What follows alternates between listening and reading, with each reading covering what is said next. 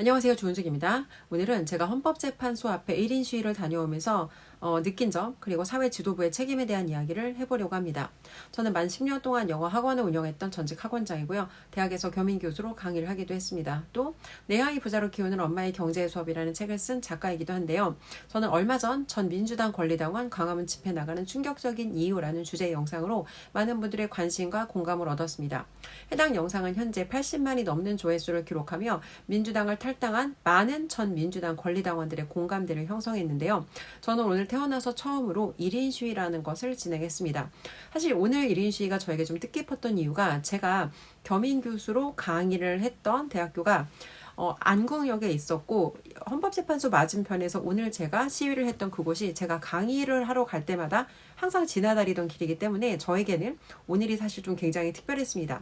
몇 년 전에 제가 강의를 하러 그 길을 지나다닐 때만 해도 그 앞에 가서 제가 시위를 하는 날이 올 거라고 상상도 할 수 없었거든요. 일단 저처럼 1인 시위를 하고 싶지만 뭘 어떻게 어디서부터 해야 될지 모르는 분들을 위해서 간단히 1인 시위와 집회의 차이점을 좀 설명을 드리겠습니다. 집회라고 하는 것은 2인 이상이 함께 진행을 하는 것으로 사전에 거기에 대한 신고가 필요하지만 신고와 이제 거기에 대한 어떤 허가가 필요하지만 1인 시위라고 하는 것은 특별히 사전에 신고하지 않고 진행을 할 수 있고요. 헌법재판소 같은 경우에는 헌재 바로 맞은편에서 1인 시위를 진행할 수 있습니다. 지난번에 헌재 앞에서 집회가 있었을 당시에는 그쪽은 이제 통행을 차단하고 있었기 때문에 그 앞으로 지나갈 수가 없었는데 오늘 저는 사실 처음에는 좀 거리가 떨어진 곳에서 1인 시위를 진행하고 있었거든요. 그런데 그쪽에서 시위를 진행하시던 시민분께서 헌재 바로 맞은편에 가서 진행이 가능하다. 헌재 바로 맞은편으로 이동해서 진행할 수 있다라고 알려주셔서 이제 저도 헌재 바로 맞은편으로 이동을 해서 시위 진행을 했고요.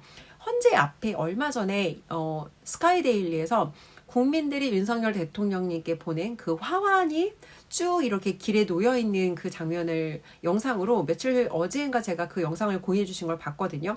근데 그 영상에서 그때 당시만 해도 이제 경찰들이 그런 유튜버들이나 이런 사람들에게 그 화환을 찍지 못하게 했다라는 영상을 보고 그쪽으로 한번 좀 일부러 지나가 봤습니다. 그런데 오늘은 특별히 그런 화환을 찍는 데 대한 제재는 없었고 그 화환이 놓여 있는 길이 정말 길었고 사실 화환이요.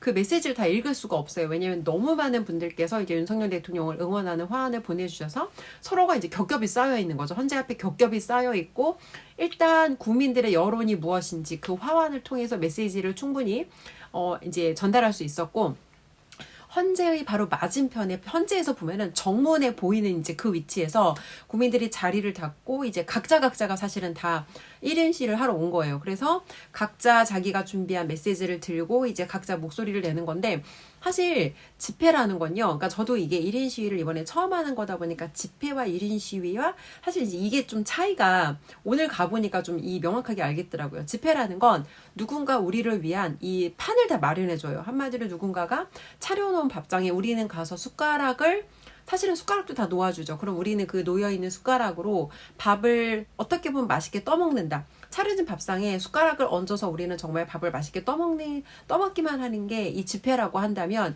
1인 시위라고 하는 거는 이 모든 책임이 다 나한테 있는 거거든요. 그래서 예를 들어 집회 같은 경우에는 누가 나와서 발언할 건지 스피커도 정해져 있고 그 스피커가 하는 메시지를 우리는 어떻게 보면 소비자로 듣는 거죠. 나는 소비자로 그 메시지를 듣고 스피커가 외치는 구호를 따라 외친다거나 그래서 집회라는 것에 참여할 때는 조금 우리가 수동적인 자세로 뒤에서 약간 팔로워 느낌으로 참여를 한다면 1인 시위라는 건 말 그대로 기승전결을 다 내가 준비해야 되는 거예요. 그래서 어떤 메시지를 외칠 것인지 누군가 나한테 당신이 왜 그런 메시지를 외쳤냐라고 물었을 때 거기에 대한 답변도 할 수가 있어야 돼요. 그래서 무조건 내가 무조건적으로 윤석열 대통령을 석방하라라고 주장을 하는 게 아니라 내가 왜 이런 주장을 하는지 정도 누가 나한테 와서 물었을 때 거기에 대한 답변 정도는 우리가 좀 할 수 있게 준비하는 게 필요하고 그리고 또 한 가지는 이제 오늘 제가 사실 그거를 느꼈거든요. 오늘 제가 헌재 앞으로 이동하는 중에 이제 이동 중에 기사를 좀 확인했어요. 그때 오늘 헌재에서 잠깐 이거 좀 보고 말씀을 드릴게요. 헌재에서 오늘 이제 어떤 일이 있을 예정이었냐면 이 마은혁 재판관, 마은혁 이제 그 후보자가 마은혁 후보자에 대한 임명이 이제 타당한지 오늘은 거기에 대한 이제 판단을 하기로 되어 있었어요. 원래 근데 헌재에서 이거를 임명을 보류했다. 그래서 오늘 제가 그 기사가 뜬 거를 보고 사실 이제 여기서 우리가 두 가지 추측을 할 수가 있거든요. 첫 번째는 지금 헌법재판소에 있는 이제 이 재판관들의 성향상 좌편향된 분들, 그러니까 이 사람들의 성향이라든지 배경이라든지 기존에 이분들이 내렸던 판결들 여러 가지들을 봤을 때 좌편향되어 있다라고 보여지는 판사들이 현재 4명 있는 거를 국민들이 다 알고 있어요. 그 사람들 이름이 무엇인지까지 정확하게 알고 있고 왜 우리가 그런 근거를 가지고 있는지까지 사실은 다 이제 이미 너무 많은 어떤 그런 뉴스라든지 이런 유튜브 매체에서 그런 것들을 공유해서 이 사람들의 성향과 과거 판결과 이 사람들이 이 사건을 어떻게 바라볼 것인지조차 우리가 사실은 다 알고 있다는 거예요. 그리고 여러분 생각해 보시면 헌법재판관들의 우리가 이름까지 알 수 있는 이런 어떤 이런 배경적인 지식을 가질 일이 우리 인생에 사실은 얼마나 있겠냐는 거예요. 근데 지금은 사안이 너무 위중하기 때문에 이 국민들이 특히 좌편향되어 있는 과거에 판결을 내렸던 아니면 좌편향된 주변의 측근들과 연결되어 있는 판사들이 누구인지는 우리가 사실 다 이미 알고 있다는 거. 그리고 그렇기 때문에 우리가 이제 이 헌재 앞에 나가서 이 사람들이 어떤 법과 헌법에 따른 이 원칙에 따른 공정한 판결을 내릴 수 있게 우리가 사실은 압박을 가하는 거죠. 이게 사실은 당연해요. 헌재의 어떤 재판관이라고 한다면 그들이 법과 원칙에 따라서 판결할 거라는 걸 우리가 믿어야 되는데 현재의 이 상황은 이런 거죠. 그 사람들이 내가 아무리 공정하게 제가 뭐 하겠습니다. 법과 원칙에 따라서 할게요 라고 말을 해도 이 말을 믿기가 어려운 게 과거에 그 사람들이 했던 어떤 그 데이터 값이 있잖아요. 그럼 이거를 바탕으로 우리가 이 상황에 대해서는 이런 관점으로 바라보겠구나를 우리가 합리적으로 예측할 수 있고 합리적으로 거기에 대해서 의문을 가질 수 있는 거죠. 이 사람들의 과거 성향과 현재 이 사안을 이렇게 바라볼 수 있겠구나. 그래서 최대한 우리가 압박을 하는 건 헌법과 원칙에 따른 이 판결을 하라는 거를 국민들이 사실은 이제 거기에 대한 목소리를 내고 있는 거고 일단 이 마은혁 이 사람이 임명 연기가 된 게 진짜 이거를 고민하고 있는 건지 아니면 어떻게 보면 그냥 살짝 연기한 것처럼 한 다음에 많은 고민을 한 끝에 자기들이 이런 결론을 내렸다라고 할지 사실 이거는 미지수예요. 그런데 일단 제가 느껴지는 거는 일단 헌재에서 국민들이 앞에 나와서 그렇게 이제 매일 화환을 보내면서 국민들의 목소리를 내고 있고 이 앞에서 1인 시위를 하면서 이 무엇이 진실인지를 국민들이 이게 만약에 정말 우리가 원하는 건 여러분, 우리가 원하는 건 뭔가 여기다가 무슨 뭐 어떤 특정한 어떤 누구한테 유리한 판단을 하라는 게 아니에요. 충분히 지금 제시한 증거를 바탕으로 해서 헌법에 기반해서 원칙과 절차를 지키라는 거. 이게 사실은 저희가 주장하는 거예요. 그런데 여기에다가 만약에 그 사람들이 이 원칙과 어떤 기본과 절차를 지키라는 국민들의 요구에 대해서 부담을 느낀다는 건 사실 굉장히 이상한 거죠. 누구보다도 헌법과 기본과 원칙을 지켜야 하는 사람들이 사실 헌재에 있는 그분들인 거잖아요. 자, 일단 그래서 제가 느꼈던 거는 이제 여기 국민들이 이 어떤 이런 법과 원칙과 질서가 어겨지는 거에 대한 분노가 굉장히 차 있다. 그래서 이제 여기에는 압박을 충분히 느낄 거라고 제가 생각이 들어요. 왜 그러냐면 이거예요. 퇴근 시간이 다가오니까 이게 경찰들이 사실 오늘 날씨가 되게 추웠거든요. 날씨가 되게 추웠고 경찰들도 보니까 약간 이렇게 교대 근무를 하시는 것 같아요. 그 헌재 맞은편에다가 이렇게 그걸 뭐라고 하죠?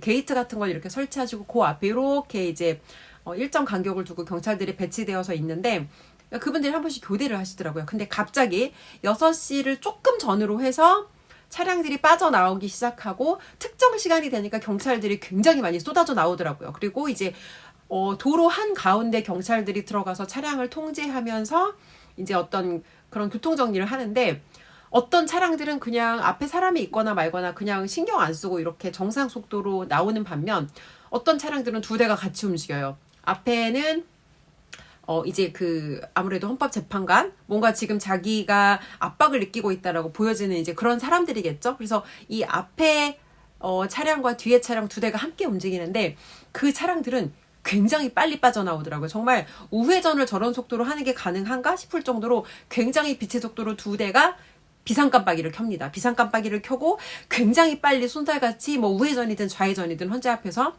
빠져나온다는 거. 그래서 일단 그분들도 이 자기들이 어떤 이 법적인 절차에 따라 헌법을 최대한 준수하며 이 판단을 해야 된다는 거에 대한 압박을 느끼고 있다. 근데 저는 좀 이해가 안 되는 게 국민들이 그 사람들을 설마 뭐 해를 가할 거라고 생각해서 그렇게 두려워하시는지 모르겠어요. 왜냐면 내가 법과 원칙을 지켰으면 사실 그분이 그렇게 두려워할 이유가 저는 없다고 생각을 하거든요. 자, 그리고 제가 이제 오늘 또 어떤 재미있는 일이 있었냐면 헌재 앞에 갔더니 저를 알아보시는 이제 30대라고 하시는데 20대처럼 보이는 아주 이제 아름다운 여성분을 만났어요. 이제 그분하고 잠깐 인터뷰를 진행하고, 그리고 이제 혼자 다 나오셨기 때문에 그쪽에서 혼자 조용하게 이렇게 피켓을 들고 이게 1인 시위 하시는 분이 있어서 그분한테 가서 제가 이제 사실은 인터뷰를 하려고 다가갔어요. 근데 제가 눈이 좀 안 좋은데 오늘 안경을 못 꼈어요. 그래서 이제 그 뭐라고 써 있는지 이 판의 내용은 보이질 않은 거예요. 그래서 이렇게 카메라를 들고 라이브를 하면서 다가가서 그분한테 가서 보니까 윤석열 대통령을 구속시켜야 된다. 그러니까 한마디로 이 왼쪽 편에 있는 이 좌편에 향된 좌파 사람이 거기 나와서 헌재 앞에서 한쪽에서 조용히 이렇게 시위 진행을 하고 있는 거야. 오케이. 하는 것까진 좋다 이거예요. 근데 제가 물어봤어요. 윤석열 대통령이 이제 구속되어야 된다. 그래서 왜 윤석열 대통령이 탄핵되어야 되고 이제 왜 구속이 되어야 되냐 물어보니까 말을 못해요. 여러분 이해가 되세요? 내가 봐요. 이 보수 우파 윤석열 대통령 탄핵을 다 반대하는 사람들이 우글거리는 한마디로 적진에 들어온 거잖아요. 그러면 적진에 들어왔으면 자기가 적어도 누가 나한테 와서 왜 당신은 이걸 주장하냐라고 물었을 때 거기에 대해서 납득 가능하게 설명은 할 수 있어야 되잖아. 근데 저한테 뭐라고 답하냐면 여기 써 있잖아요. 아니 여기 써 있는 걸 왜 자기 입으로 목소리를 꺼내서 발언을 못하냐고 제가 물어봤어요.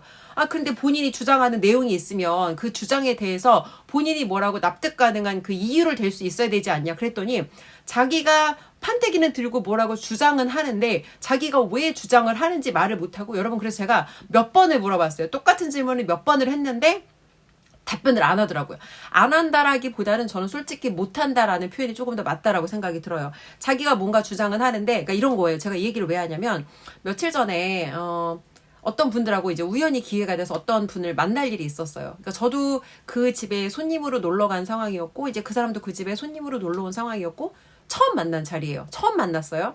근데 이제 그 집에 태극기가 꽂혀 있었습니다. 태극기가 꽂혀 있었고 그 집에 이제 손님으로 온 그 사람이 그 태극기를 보더니 그러니까 자연스럽게 윤석열 대통령 얘기가 나오게 된 거예요. 그랬더니 갑자기 윤석열 대통령이 이제 구속돼야 된다. 그래서 물어봤어요. 이제 저 말고 그 집 주인이 왜 윤석열 대통령이 구속돼야 된다고 생각하세요? 그랬더니 갑자기 자 여러분 자기가 한 나라의 대통령이 구속되어야 된다라는 건요. 이거 굉장히 사실은 함부로 할 수 있는 발언은 아니에요. 우리가 사석이라고 해도 누군가가 저 새끼 감옥에 쳐넣어야 돼 이런 얘기를 했을 때는요 누군가를 한 사람의 인생을 감옥에 쳐넣어서 개박살이 나게 만들어야 된다 이런 주장을 했을 때는 반드시 자기가 발언한 내용에 대해서 왜 나는 이 사람이 감옥에 가야 된다라고 하는지 합당하게 그 사람을 납득시킬 수 있어야 돼요. 그런데 갑자기 뭐라고 하냐면 친한 사람끼리는 정치 얘기하는 거 아니래요. 여러분 누가 친하죠? 저는 그날 그 아줌마를요 그 집에서 처음 만났어요. 근데 물론 저만 처음 만난 게 아니라 그 집 집주인도 그 아주머니를 그날 처음 만났습니다. 그러니까 그 집에 온 이제 가족분이 그냥 같이 데리고 온 그런 상황이었어요. 처음 만난 아주머니께서 친한 사람끼리는 정치 얘기하는 거 아니다. 근데 여러분 이 얘기 많이 들어보지 않았어요? 좌파 사람들이요 실컷 짓거려요. 정치에 대해서 이렇고 저렇고 실컷 짓거린 다음에 합리적으로 우리가 거기에 대해서 질문하거나 반박하거나 무언가 우리 의견을 내려고 하면 갑자기 손바닥을 뒤집어요. 지는 실컷 짓거려 놓고 가족끼리 정치 얘기하는 거 아니야. 친한 사람끼리 정치 얘기하는 거 아니야. 정치 얘기하는 걸 정말 아니라고 생각했으면 자기가 사실은 그 앞에 발언을 했으면 안 되는 거죠. 자 그래서 그런 얘기가 있더라고요. 멍청하지 않고는 똑똑하면 좌파일 수 없고 모순 없이 좌파일 수 없다. 그냥 정말 거기에 공감하는 게 오늘 만났던 그 분도 자기가 뭔가 주장을 하러 나왔어요. 오늘 날씨 진짜 추웠거든요. 오늘 날씨가 진짜 그렇게 추운데 한마디로 헌재 앞은 그 사람 입장에서 적진이었던 거예요. 근데 적진에 그렇게 뛰어들어와서 자기가 용맹하진 않았어. 그냥 들고 서 있었어. 어쨌건 자기가 뛰어나와서 뭔가를 손에 들고 그렇게 주장을 하려고 했으면 적어도 왜 네가 그런 생각을 하는지 누군가 물어봤을 때 그 사람이 납득 가능하게 설명을 해줘야 될 거 아니에요. 왜 윤석열 대통령이 구속이 돼야 되고 왜 탄핵이 돼야 되는지 자기가 주장한 내용에 대한 최소한의 설명은 할 수 있어야 되잖아. 근데 최소한의 설명조차 못하고 거기 서 있는 거예요. 제가 뭐라 그랬냐면 알바라 그랬어. 알바. 자 여러분 제가 예전에 학원 할 때요. 저도 학원 운영을 하면 이제 선생님도 있고 파타임 선생님도 쓰고 사람을 써야 돼요. 근데 그 사람한테 일을 시킬 때는 항상 저는 되게 중요하게 생각하는 게 why거든요. 당신이 이 일을 왜 해야 되는지 어떤 일이 일어난다고 했을 때 그 일이 왜 되어져야 하는지 이 why라고 하는 건 정말 중요해요. 왜냐면 여러분 생각해 보세요. 우리가 무언가를 할 때 왜 그거를 하는지 이해를 하지 못하는 상태로 그걸 지속할 수가 있나요?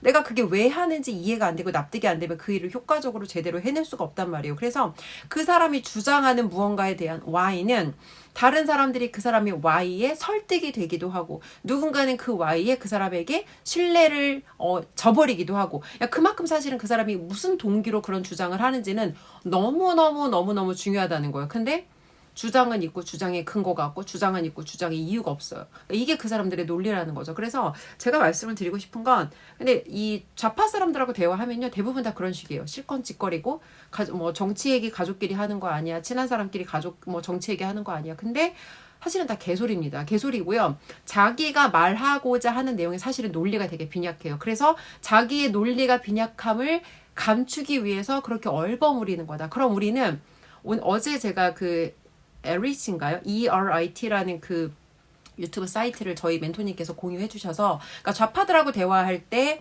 어떤 논리로 이제 그들을 조져야 되는지 거기에 대한 내용이 나왔는데 질문을 해야 된다. 근데 사실은 되게 중요한 게 우리는 굳이 걔네들하고 싸우기 싫으니까 그냥 거기서 대화를 더 지속하지 않잖아요. 근데 만약에 걔가 정말 뇌가 정지된 상태야. 뇌가 지금 완전 세뇌돼서 뇌가 녹아서 없어졌어. 그럼 사실 그런 애들은 설득 못해요. 그런 애들은 그냥 버리는 거야. 그런 애들은 버리는 건데 조금이라도 이 아이가 뭐 이성적인 사고를 해볼 만한 가능성이 있는 사람이야. 그러면 그런 사람들한테는 질문을 해야 돼요. 네가 그런 주장을 한 이유가 무엇인지 그리고 네가 주장을 뭐 예를 들어 이런 주장을 했어요. 뭐 이거는 뭐 더블당이 잘못했지. 그러면 더블당이 잘못해서 거기에 대해서 무슨 책임을 졌고 어떻게 그 잘못한 거를 수습했는지 어떻게 마무리를 했는지 남한테 피해를 줬으면 그 피해를 어떻게 복구할 것인지 그리고 내가 뭔가 어떤 일에 있어서 일을 미숙하게 잘 못했어. 그러면 어떻게 그것을 올바르게 되어지게 할 것인지 결론적으로 그 일을 마무리하지 않고 내가 입으로 그냥 멘트를 치는 것만으로 문제가 해결되지 않는다는 거예요. 말보다 중요한 건 행동이고 그래서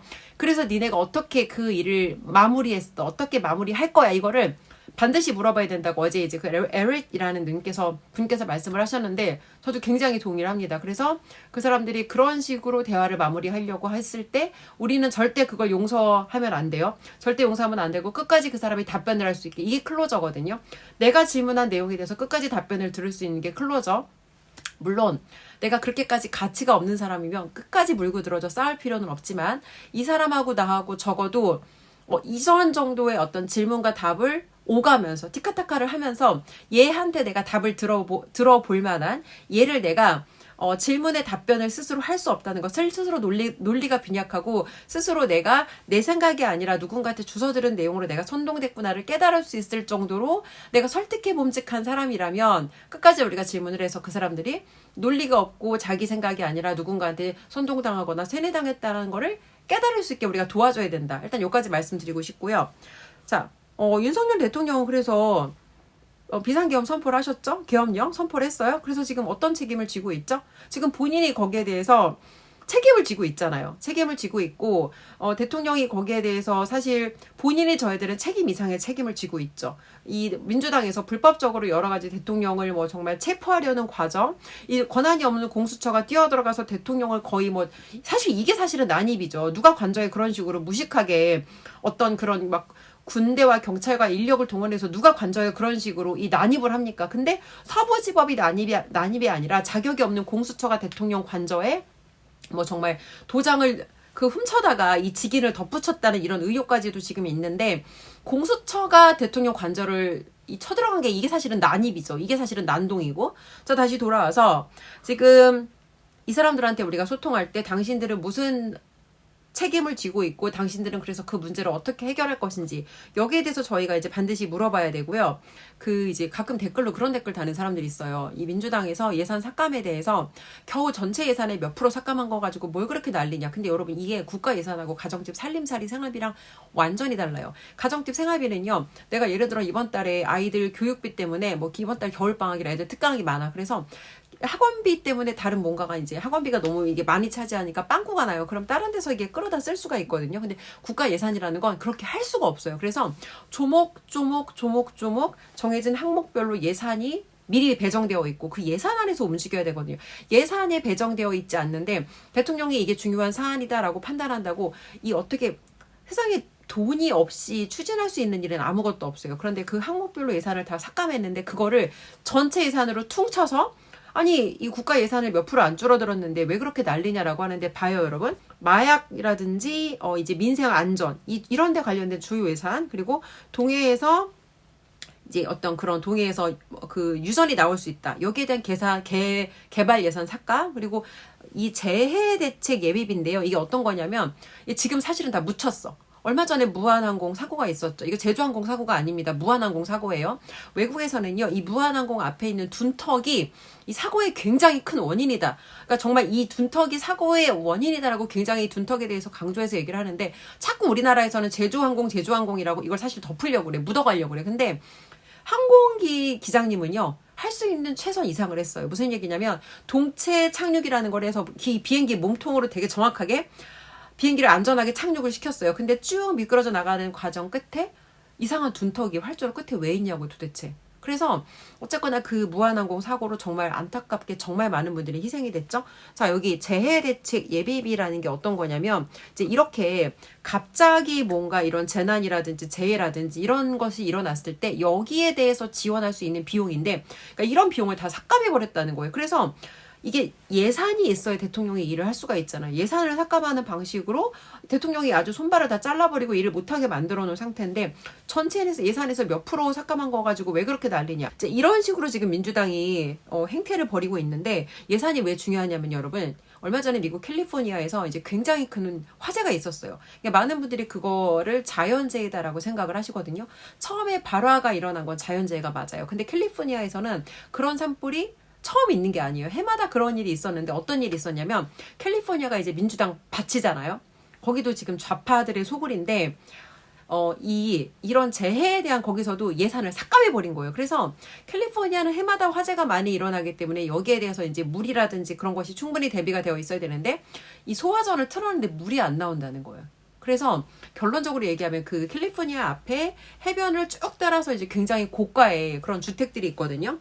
이 지금 그랜카돈 10배 법칙의 저자인 이 그랜카돈도 그 캘리포니아 그 앞에 그랜카돈에 집이 있어요. 근데 그 해변 앞에 있는 아름다운 집들이 싹 다 불타버리고 그랜카돈이 맨 마지막 집인데 그 집 한 집만 남은 거예요. 근데 그랜카돈이 거기에 대해서 이제 뭐라고 얘기를 하냐면 이건 절대 자연재해가 아니라 이건 완전 인재다. 왜냐면 그 이제 소방 당국에서 그러니까 이제 그 캘리포니아 그 주에서 예산을 삭감한 거에 대해서 사실 되게 자랑스럽게 얘기를 한 거예요. 자, 여러분 우리가 예산을 삭감했습니다. 근데 여러분 봐봐요. 민주당도 자칫 잘못하면 자기네들이 대통령의 예산을 싹 다 삭감해놓고는 일을 못하게 만들어 놓고는 여러분 저희들이 이렇게 국가 예산의 어떤 지출을 불필요한 지출을 막았습니다라고 주장을 할 수도 있는 거예요. 근데 그 사람들이 예산을 삭감했기 때문에 적절하게 어떤 일이 진행되어야 하는 일이 진행되지 못했고요. 그리고 어떤 국가적인 재난 사태가 일어났을 때 거기에 대해서 적절하게 대비할 수 있는 비용이 없다는 거. 그리고 충분히 이런 어떤 재해라든지 재난 같은 것들이 일어났을 때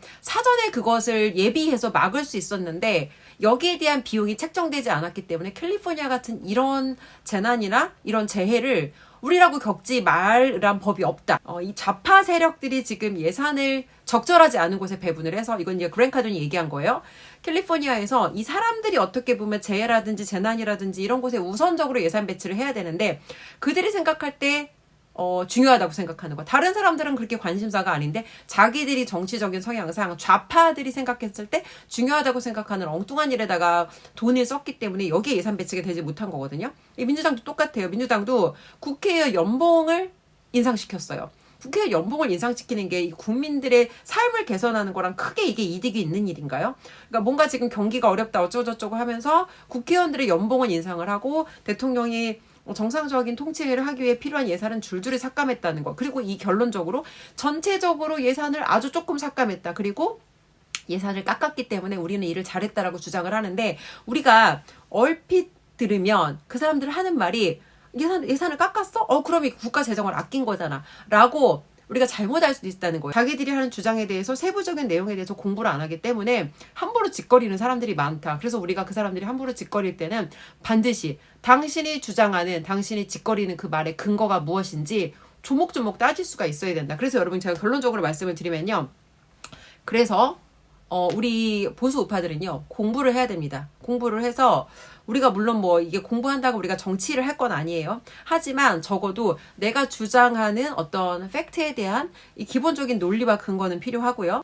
이 뇌가 조금이라도 있는 사람들은 깨달을 수 있게 우리가 그 사람들을 팩트로 조져야 된다는 거 하나. 그리고 제가 오늘 또 말씀을 드리고 싶은 건 지금 사실 이제 헌재에서 재판관들이 이제 퇴근 시간 되니까 굉장히 긴장하면서 퇴근한다는 게 좀 느껴졌어요. 그래서 이 사람들이 국민들의 그런 여론을 저희가 그렇다고 무슨 법과 질서와 원칙을 어기라는 걸 주장하는 게 아니잖아요.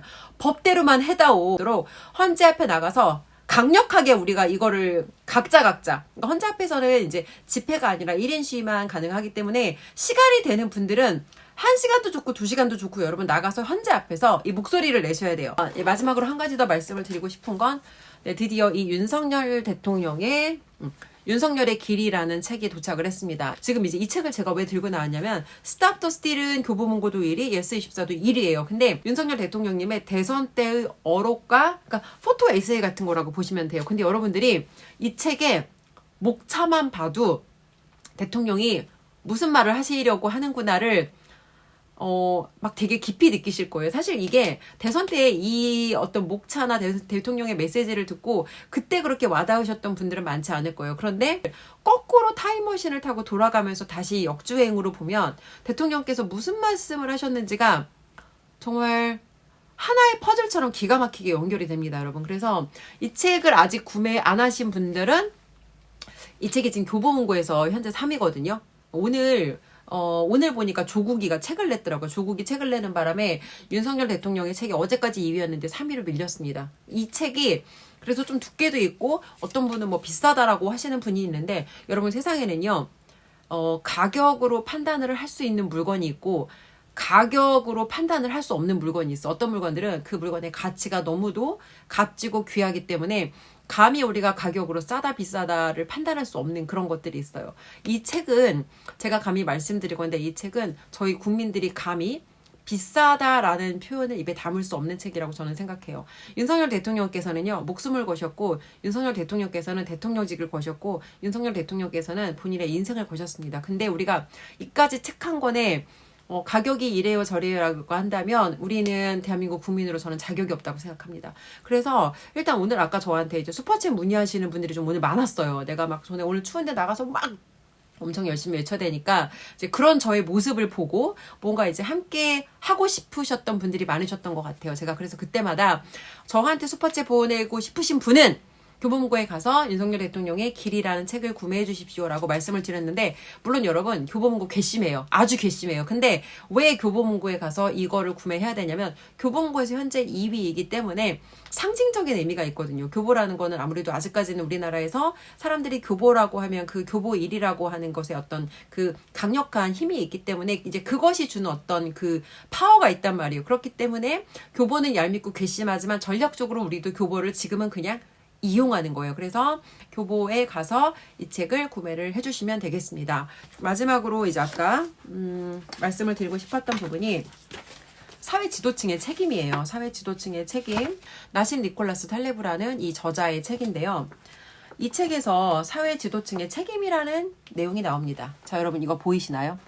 이 사람은요. 고대 페르시아의 판사예요. 잠깐 제가 설명을 드릴게요.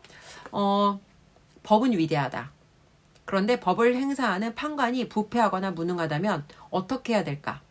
판관들이 자신의 잘못에 대해 아무런 처벌을 받지 않는 경우가 있다. 이때 판관들은 사회의 결속을 해치는 약한 고리가 될 수 있다. 역사적으로 이 같은 판관은 언제나 존재해왔다.